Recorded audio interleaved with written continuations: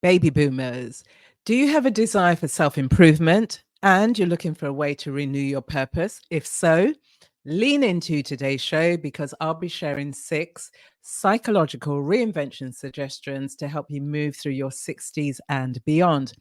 Hello and welcome. My name is Bybreen Samuels, and welcome to the Smart Years, the home, the hub for baby boomers who want to reinvent, thrive, and live well into their third act of life. So, as baby boomers, we've lived at least 6 decades. So, we've faced change, we've led change. Sometimes change has come knocking at our door. And the question I want to ask you is, how do you prepare for change, or how do you approach it? How do you handle it? Are you the sort of person that really likes a steady, clear, methodical way of integrating change so that it's steady and there's a fixed way of doing things? Or are you somebody that life really does literally come knocking at your door, and then you just go through the motions, you deal with what has to be dealt with, and now you're in your 60s and beyond, and you're thinking, the window of my life is now a lot smaller, and I'm thirsting for change and something different, but I'm not quite sure how.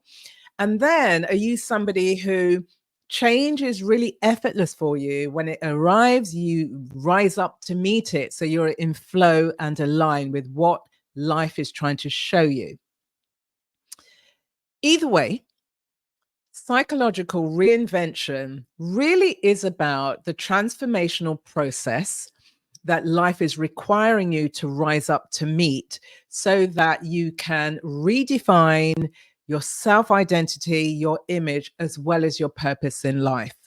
So, the renowned psychologist, Dr. Carol Dweck, talks about embracing change. And the more that we're able to embrace change means that we can experience new opportunities and have these experiences that really do lead to growth. So I remember back in the 2000s when I was moving through my 40s, I was at a crossroads. I just finished an exhibition which was promoting positive aging. And I wasn't quite sure the direction to move in. There were some ideas, but they didn't quite work out. But I recognized, because I was feeling an internal pull towards something bigger, more expansive. Fortunately for me, an opportunity did literally come knocking at my door to be an ambassador for the country. And that allowed me to participate in this international leadership program, whereby I created a project, implemented the project, led the project, and completed the project in China. And it was about positive aging. And it was a phenomenal opportunity. But the question I had to ask myself is, who did I need to become in order to rise up to meet this fantastic opportunity that required me to up level my interpersonal skills, that required me to learn Mandarin? I didn't know anybody in China as I was putting the whole project together. So it was really about, how do I network? How do I connect and learn foundational Mandarin, which helped me on my journey. And so, meeting life's requirement, meeting the requirement I had of myself, was a wonderful way for me to live more expansively and to reinvent myself. But I had to think about who it is I needed to become. So, what about you? Who do you need to become as you're thinking about, as you're transitioning, as you're navigating the next iteration of your life? You're 60 plus, you're in your third and final act. What is it going to be like? So, the first psychological reinvention suggestion is documenting your daily life. Now, some may call this journaling, note taking, but you could voice note it on your phone, download it and keep it in a place whereby you can always go back to listen to it. Or you could shoot a video of yourself where you really are noting key things, moments, points in your day. And do that for maybe a 30, 60, 90-day window, because that's a nice tranche of time. And the whole idea here is that you're giving yourself the opportunity to have an understanding of what makes you tick. And you're separating yourself because you are the subject, the person, but also you become the object, the observer of your mindset. What's really going on? Professor Brené Brown talks about the opportunity that we must give ourselves for self reflection. And in the self reflecting leads us to evaluate the quality of what's going on for us on a day to day basis. And they give suggestions in terms of possible areas for development. So, what's your current mindset? Begin to examine it. The second psychological reinvention suggestion is around meditation. Now, meditation really has become part and parcel of our everyday conversation, particularly over the last 5, 10, 15 years. Now, it could be active meditation, a walk through nature. It could be you're creating something and you're just literally allowing your world, your life, your mind to be focused on one thing, but that gives you a kind of rhythm and cadence whereby you're creating space in your day to A, relax, but B, give you some insights as to where you are. It's a barometer. Or it could be sedentary. Now, I was a Buddhist, a Soka Gakkai Buddhist for 12 years, and we had a daily touch point, two touch points actually, in terms of vocal prayers where we chanted Nam-myoho Renge Kyo. Now, the practice was fantastic insofar as these daily touch points of however long you wanted to chant, 15, 20 minutes, etc., or a longer version called a tozo, which was like for 7 hours.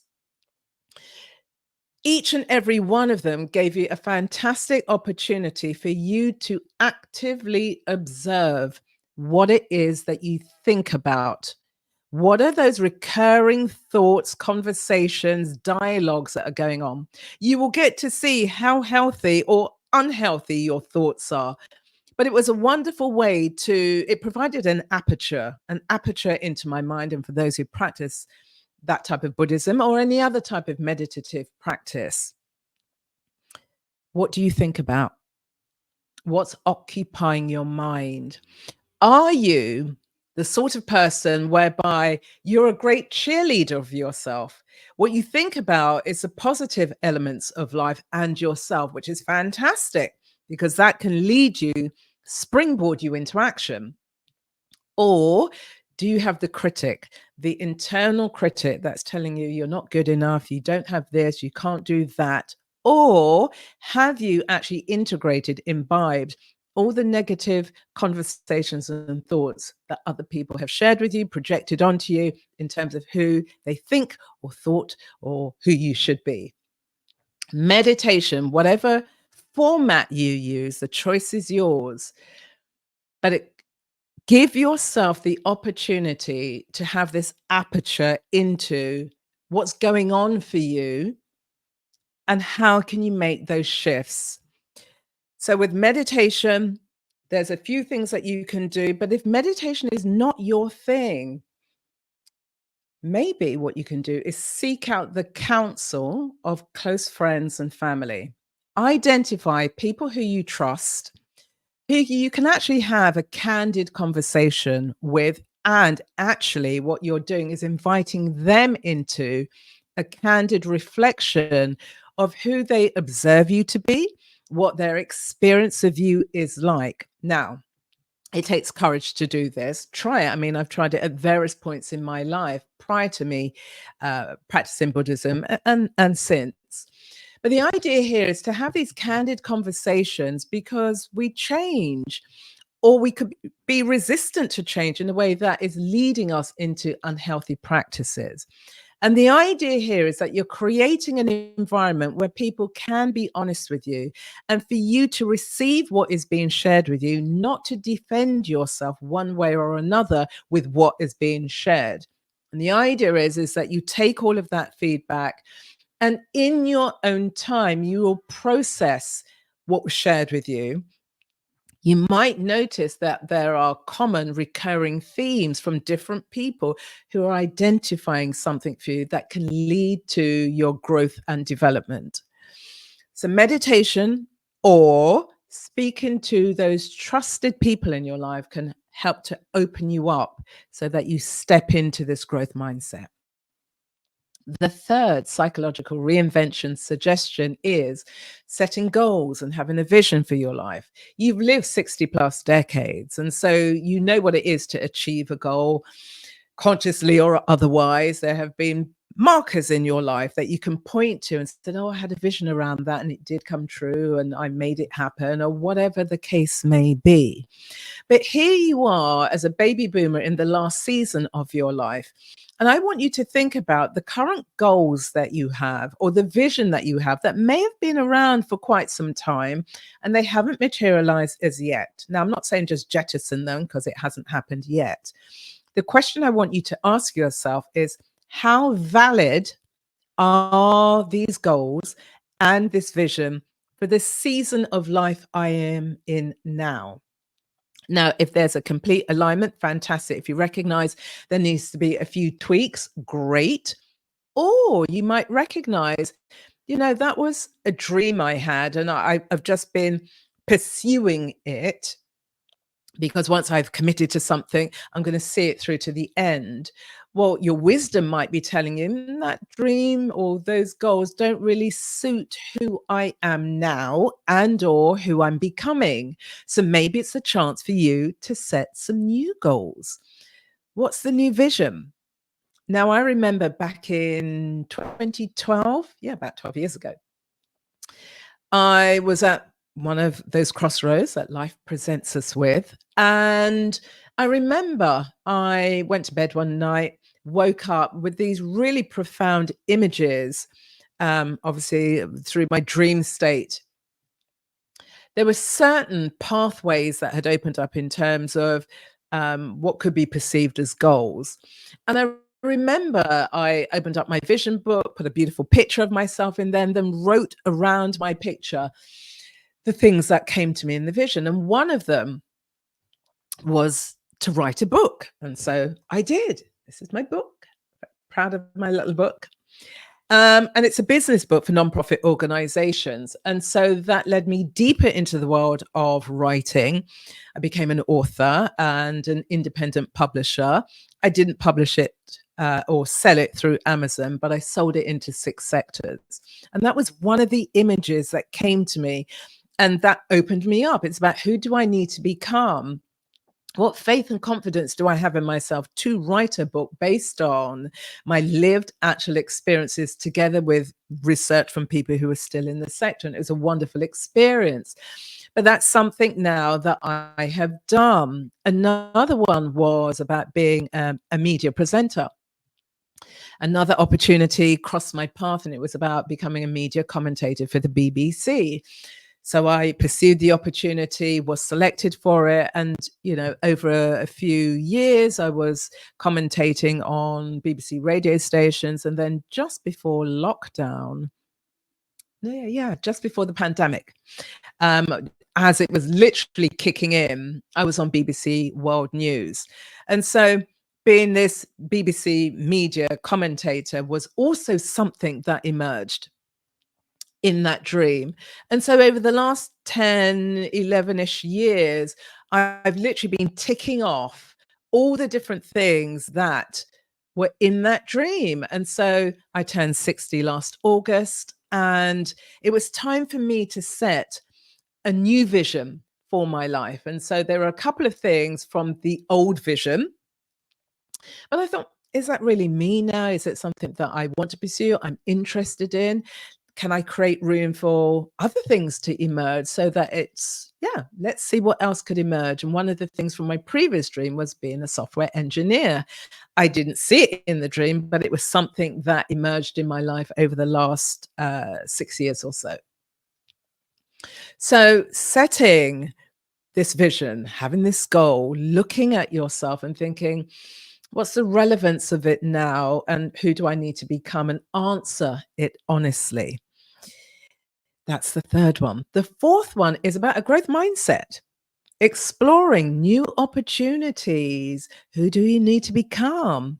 What will help you on your journey to a growth mindset? One of the great things is about new hobbies.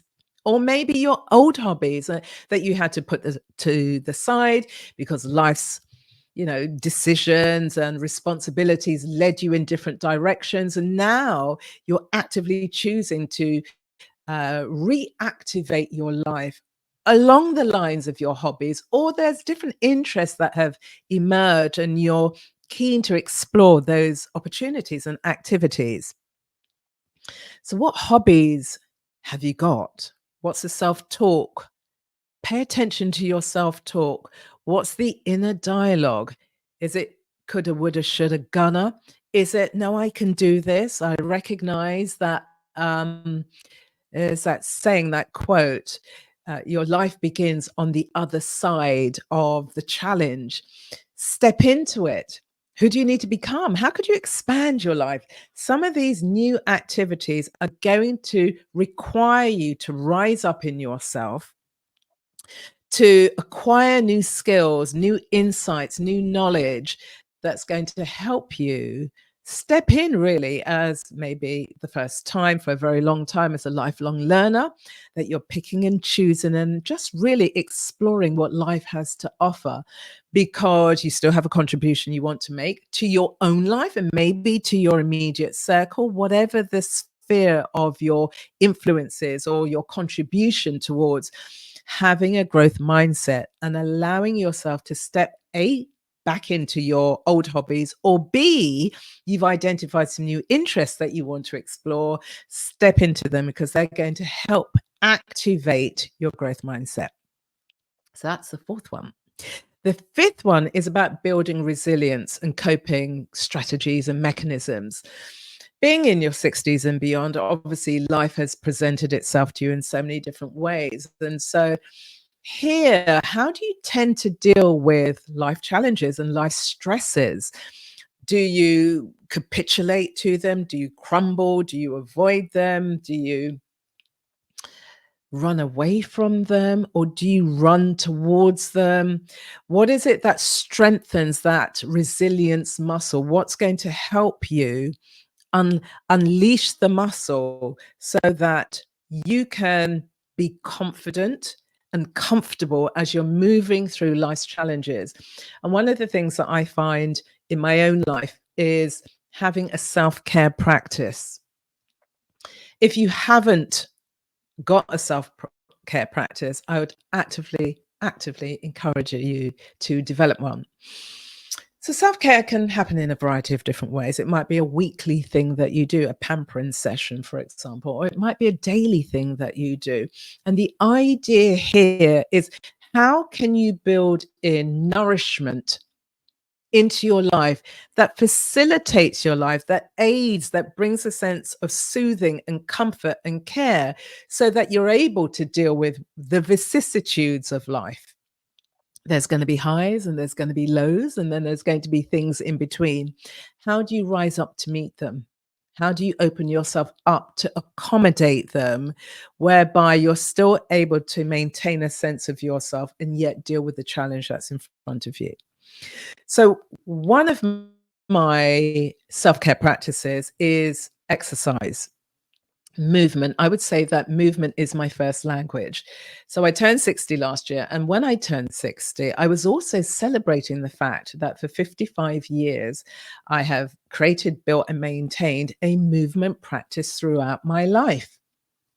From that egg and spoon race at 5 years old to where I am now at 60, where I'm taking my time to develop my swimming skills so that I can swim 5K. But I've had a full active exercise movement life for 5.5 decades.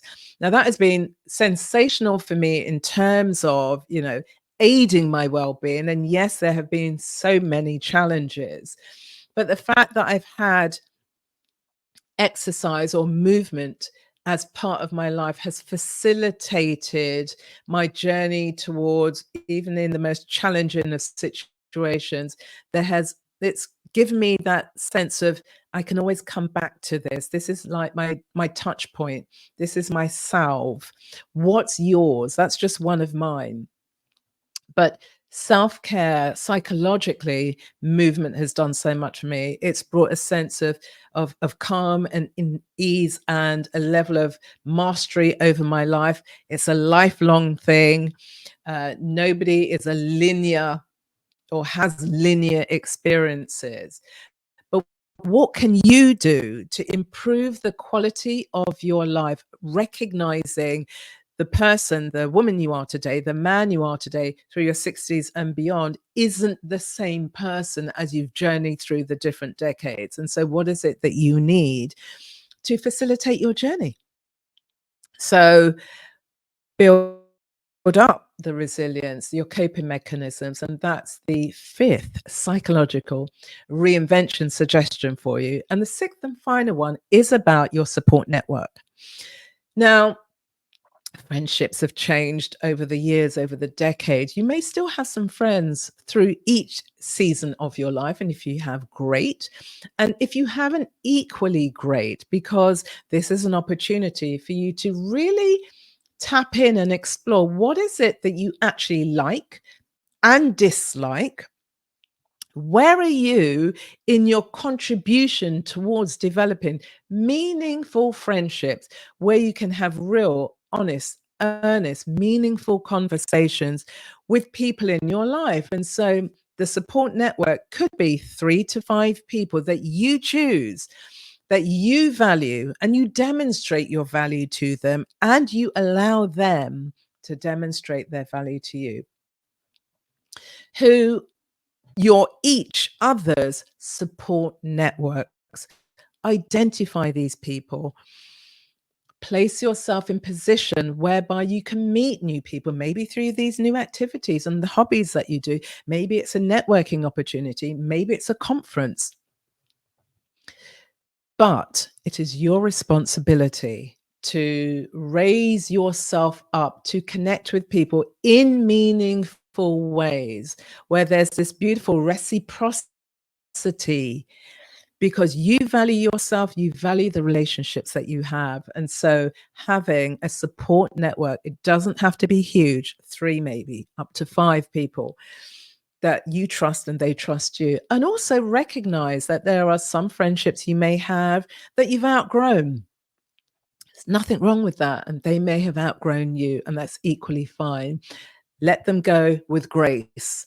Allow yourself to step into the next iteration of your life, and your contribution to the friends you have now and the friends that are emerging, and their contribution into your life provides this emotional, psychological security blanket to help you grow.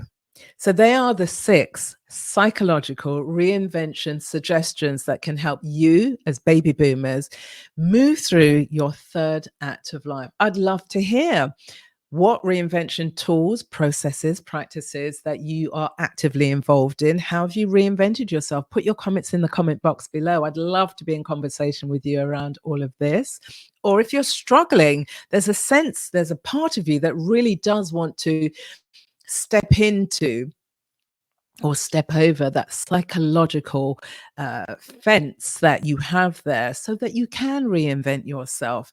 Please put those suggestions and ideas in the comment box below. Also, like, share, and subscribe to my channel. And I will see you again very soon next week as we explore more reinvention ideas for you, fabulous baby boomers. Stay well until we meet again. Bye bye.